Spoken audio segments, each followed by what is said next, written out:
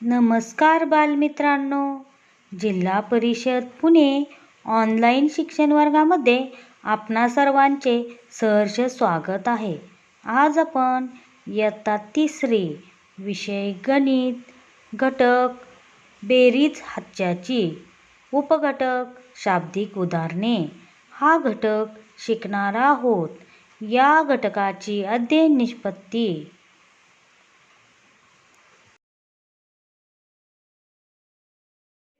खालील उदाहरणे सोडवा.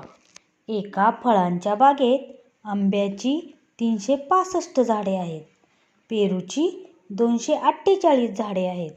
तर त्या बागेत एकूण झाडे किती आहेत? उदाहरण सोडवताना प्रथम आपण काय माहिती दिली आहे ते पाहूया. आंब्याची झाडे 365 आणि पेरूची झाडे 248. विचारले काय? त्या बागेतील एकूण झाडे. त्यासाठी आपण काय करूया? बेरीज करूया. कारण एकूण झाडे काढताना आपल्याला त्या झाडांची संख्या एकत्र करायची आहे, म्हणून आपण बेरीज करूया. संख्यांची बेरीज करताना प्रथम त्याची मांडणी करून घेऊया. 365 अधिक 248. प्रथम एककाची बेरीज केल्यावर 13 एकक होतात. 13 एकक म्हणजे 1 दशक आणि 3 एकक. हा 1 दशक दशकाच्या घरात वरच्या घरात नेऊया. आता बेरीज बघा. एककाच्या घरात 3 एकक उरतील, ते रेघेखाली एककाच्या घरात लिहिले. दशकाच्या घरात पहिले 6 दशक आणि 4 दशक मिळून झाले 10 दशक आणि हा नवा 1 दशक मिळून झाले 11 दशक. 11 दशक म्हणजेच 1 शतक आणि 1 दशक, म्हणून नवा 1 शतक शतकाच्या घरात वरच्या बाजूस मांडू. तो नवा शतक शतकाच्या घरात नेला म्हणून दशकाच्या घरात राहिले 1 दशक. आता शतकाची बेरीज करू.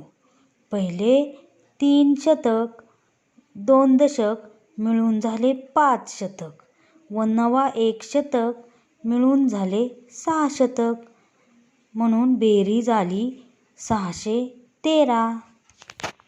बागेतील एकूण झाडांची संख्या 613 आहे.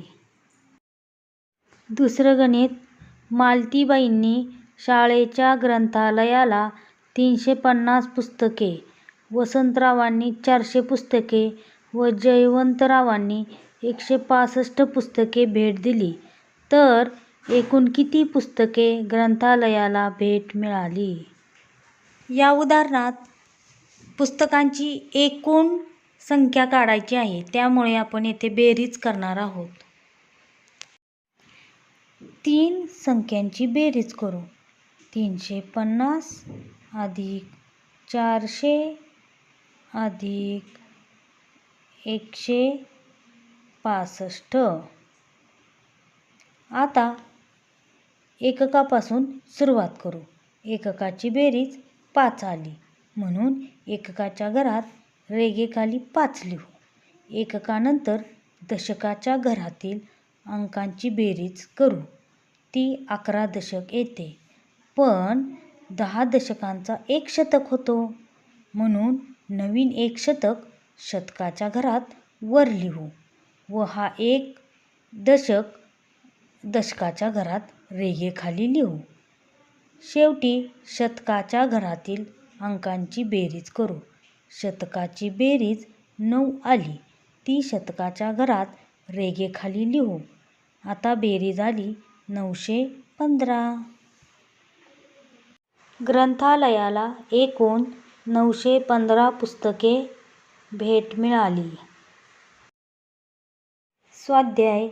पुस्तकातील पान क्रमांक 54 वरील उदाहरणे सोडवा.